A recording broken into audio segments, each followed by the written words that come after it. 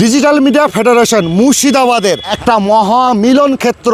এতগুলো সাংবাদিক, প্রায় 70 জন সাংবাদিক কিন্তু আজকে এখানে উপস্থিত হয়েছে। কলসন্ডা, নবগ্রাম, শালবন। ডিজিটাল মিডিয়া ফেডারেশনের একটা তো পিকনিক ছিল, সঙ্গে যারা এর আগে ওয়ার্কশপ করেছিল তাদের সার্টিফিকেট এখান থেকেই দেওয়া হলো এবং আজকে সাংগঠনিক আলোচনা হলো মুর্শিদাবাদ ডিজিটাল মিডিয়া কীরকম কাজ করছে, রিভিউ একটা কমিটি সেটাও হলো।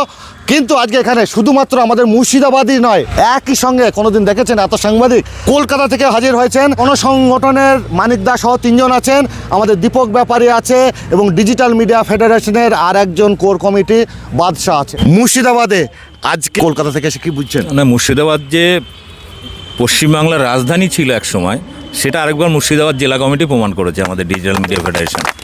মানে এর থেকে বড় ব্যাপার হচ্ছে আমরা কলকাতাতে যারা ডিজিটাল মিডিয়া আছে প্রত্যেকের ল্যাজ মোটা, নিজেকে বিশাল কিছু হনু ভাবে, কিন্তু কিছু করার ক্ষমতা নেই। কিন্তু মুর্শিদাবাদ বারবার প্রমাণ করেছে বিগত 1 বছরে একের পর এক সফল প্রোগ্রাম, প্রশাসনিক ক্ষেত্রে বাধা বিপত্তি অতিক্রম করা, রাজনৈতিক চোখ রাঙানিকে উপেক্ষা করে খবর করা, একের পর এক দাঙ্গা হাঙ্গামা ভেতরে ঢুকে সত্যিটাকে খুঁজে বের করার এই কাজগুলো কিন্তু মুর্শিদাবাদ দেখিয়ে দিয়েছে যে ডিজিটাল মিডিয়া ফেডারেশনের যে শক্তি সেটা অ্যাকচুয়ালি পুরো বাংলাকে পথ দেখাচ্ছে আজকে, এটুকুই বলার। হ্যাঁ, দীপক ব্যাপারী তো বললেন। হ্যাঁ, আমাদের সঙ্গে মানিক ফকির হাজির হয়েছে। মানিক দা, ছোট্ট করে বলতে হবে, আপনি তো বড় বড় বক্তব্য দিন, ছোট্ট করে কয়েকটা লাইনে বলতে হবে এই আজকে প্রোগ্রামে, আজকে পিকটিকে এসে এই সাংবাদিকদের, মুর্শিদাবাদের সাংবাদিকদের কি খারাপ না ভালো কি দেখলেন? দেখুন, ভয়ঙ্কর সময়ের মধ্যে আমরা বেঁচে আছি।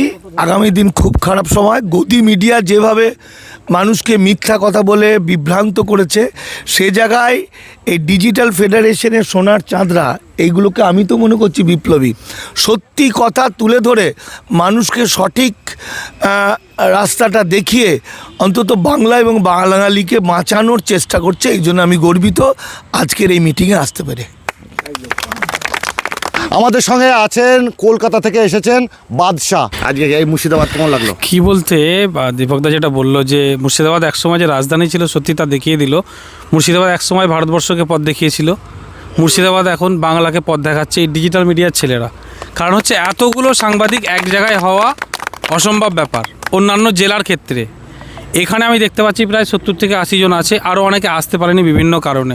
সেই জন্য আমি মুর্শিদাবাদ জেলার ডিজিটাল মিডিয়া ফেডারেশনের সমস্ত সদস্য এবং ডিজিটাল মিডিয়ার যত সাংবাদিক আছে সকলকে ধন্যবাদ জানাচ্ছি। এইভাবে একত্রিত হয়ে কাজ করা, বিশেষ করে সাইবার ক্রাইমের চোখ রাঙানি, সাইবার ক্রাইমের নোটিশ উপেক্ষা করে বিভিন্ন নেতামন্ত্রীদের, বিভিন্ন প্রশাসনিক দপ্তরের চোখ রাঙানিকে উপেক্ষা করে এরা যেভাবে কাজ করছে, আমি এদের মতামত আজকে শুনলাম, এর যে সমস্যাগুলো আজকে শুনলাম, কিছু বললাম, কিছু পরে বলবো বা আমরা আইনিভাবে লড়াই করব। এদের যেগুলো শুনতে পেলাম সামান্য কারণ, যেগুলো আমরাও খবর করেছি দক্ষিণবঙ্গে, আমাদেরকে নোটিশ দেয়নি সাইবার ক্রাইম, কিন্তু মুর্শিদাবাদ জেলা সাইবার ক্রাইম এদেরকে নোটিশ দিয়ে প্রেশান করছে, সমস্যায় ফেলছে এদেরকে। কী কারণ আমি বুঝতে পারছি না। তো এত কিছুর পরেও এরা কাজ করছে সুন্দরভাবে। শুধু ভালো বলবো না, খুবই ভালো লেগেছে আজকে এসে। তো আমি এদেরকে বলে যাচ্ছি বা যারা আছে সিনিয়র জুনিয়র সবাইকে আরও ভালোভাবে কাজ করুক। আমরা কলকাতা থেকে এত দূরে এসেছি এই জন্যেই যে জানতে এরাম, দেখতে এরাম কী করছে এরা, যাতে আরও ভালো কাজ করে, পরবর্তীতে আরও সুন্দর কাজ করে, ডিজিটাল মিডিয়ার সাংবাদিকরা আরও স্বাধীনভাবে কাজ করতে পারে, সেই চেষ্টা আমরা করছি ডিজিটাল মিডিয়া ফেডারেশনের মাধ্যমে, পরবর্তীতেও করে যাব। এবং হ্যাঁ, বিশেষ করে অন্যান্য জেলা আমাদের ফেডারেশনের যারা রয়েছে তাদেরকেও তৈরি থাকতে বলছি। তাদের আমরা সাড়া কম পেয়েছি, এই মুর্শিদাবাদে যেমন বেশি সাড়া পাচ্ছি, অন্যান্য জেলায় সাড়া কম পেয়েছি, সেই কারণে আমরা জেলা সম্মেলন করতে পারিনি। তবে আমরা রাজ্য সম্মেলন খুব শিগগিরই, 26 সাল তো চলেই এলো, খুব শিগগিরই রাজ্য সম্মেলন করার পরে আরও ভোট আসছে সামনে, কাজ আছে, আমরা জেলা সম্মেলনগুলো করব। এবং আমাদের প্রতিনিয়ত যোগাযোগ রয়েছে, আমরা বেশি হইচই করি না, বেশি লাফালাফি করি না, আমরা একেবারে চট করে তাল গাছে উঠে যেয়ে বুক ছিঁড়ে নিচে নামি না। আমরা আস্তে আস্তে চলছি। অন্যান্য সংগঠন এই করছে সেই করছে, অনেক কিছু করছে, করুক, তাদের ব্যক্তিগত ব্যাপার। আমরা আস্তে আস্তে কাজ করছি। আমরা সাংবাদিকদের সমস্যা নিয়ে কাজ করব, সাংবাদিকদের বিষয় নিয়ে কাজ করব। আমরা কোনো স্বেচ্ছাসেবক নয়, কম্বল বিতরণ করব, রক্ত দান করব, খাদ্য সামগ্রী দান করব, এইসব নয়। সাংবাদিকদের সমস্যাগুলো মেটাবো। সাংবাদিকরা সমাজ সংস্কার করে, সেজন্য আমরা সাংবাদিকদের ঠিক রাখতে পারলে সমাজ ঠিক থাকবে। একদম। দিদি, কেমন লাগলো আপনাদের দামাল বাংলার? হ্যাঁ, আমরা দামাল বাংলার পক্ষ থেকে আজকে এলাম এখানে, আপনাদের পিকনিকে অংশগ্রহণ করলাম। খুবই ভালো লাগছে যে ডিজিটাল মিডিয়া যে আজকের মানে এই জায়গাটা পৌঁছতে পেরেছে। এখানে না এলে আমার কোনো ধারণাই থাকতো না এই সম্পর্কে, কারণ কলকাতায়ও দেখেছি আছে মিডিয়া, এই যে সোশ্যাল মিডিয়াগুলো যারা কাজ করে চলেছে, এরা না থাকলে যে সত্যি কথাটা যে জনগণের মধ্যে যেত না, সেটা আজকে সব মানুষ জানে।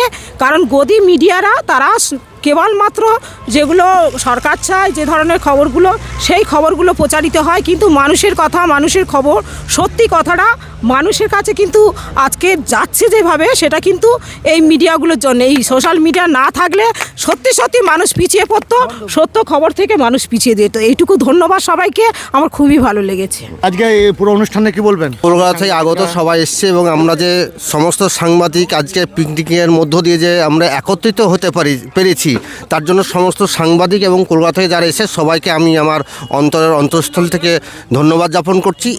এইভাবে যেন আমরা সারা জীবন যতদিন এই সাংবাদিকতার কাজ করব ততদিন পর্যন্ত যেন আমরা একত্রিতভাবে থাকতে পারি। দেখুন, ডিজিটাল মিডিয়া হচ্ছে ভবিষ্যৎ। যারা প্রথম সারির বলে ঘোষণা করত তারা বর্তমানে ডিজিটাল মিডিয়া এসছে, যারা পেপার বলতো তারাও ডিজিটাল মিডিয়ায় এসছে, এবং আমরা ডিজিটাল মিডিয়ার কর্মী।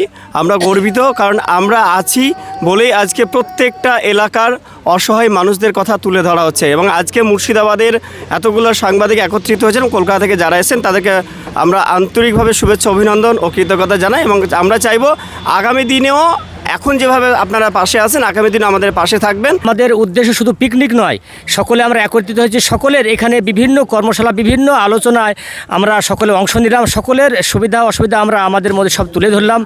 আমি মনে করি সাংবাদিক শুধু সাংবাদিকতা নয়, এটা সমাজের একটা অত্যন্ত দায়িত্ব বহন কাজ। মুর্শিদাবাদ নয়, আজকে নবগ্রামের মাটিতে, আমি নবগ্রামের ছেলে।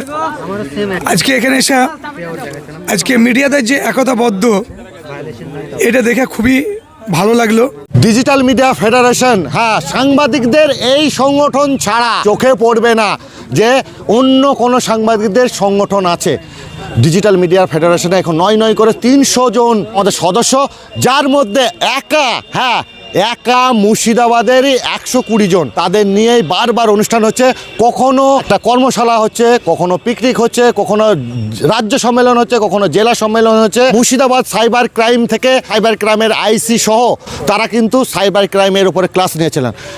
আগামী সপ্তাহেও আবার উনি কথা বলেছেন আমার সঙ্গে, আবার হয়তো সাইবার ক্রাইমের ক্লাস হবে। তার কারণ সাংবাদিকদের সবসময় আমরা এগিয়ে রাখতে চাই। প্রত্যেকটা সাংবাদিক যাতে প্রত্যেকটা নিউজ করতে গিয়ে যে অভিজ্ঞতা দরকার, যেটা দরকার একদম পুঙ্খানুপুঙ্খ তার সব কিছু জানে, যে কারণে এইরকম ওয়ার্কশপের ব্যবস্থা করা, সেই রকম একটা ক্লাসের ব্যবস্থা করা। এবং আজকে যেটা একটা মিলন মেলা বলতে গেলে মিলন ক্ষেত্র, এতগুলো সাংবাদিক একসঙ্গে এসে, এবং সঙ্গে অবশ্যই ধন্যবাদ দেব কলকাতা থেকে যারা এসেছে। আমার সঙ্গেও আরও 2 জন আমাদের কলকাতার কোর কমিটির সদস্য ছিলেন, আর অবশ্যই মানিক ফকির। আমাদের এই ডিজিটাল মিডিয়া ফেডারেশন এই মুর্শিদাবাদের সাংবাদিকদের কথা ভেবে বারবার এখানে আসেন এবং আজকে হাজির হয়েছিলেন। মুর্শিদাবাদের নবগ্রাম থেকে স্বপন কারিকর।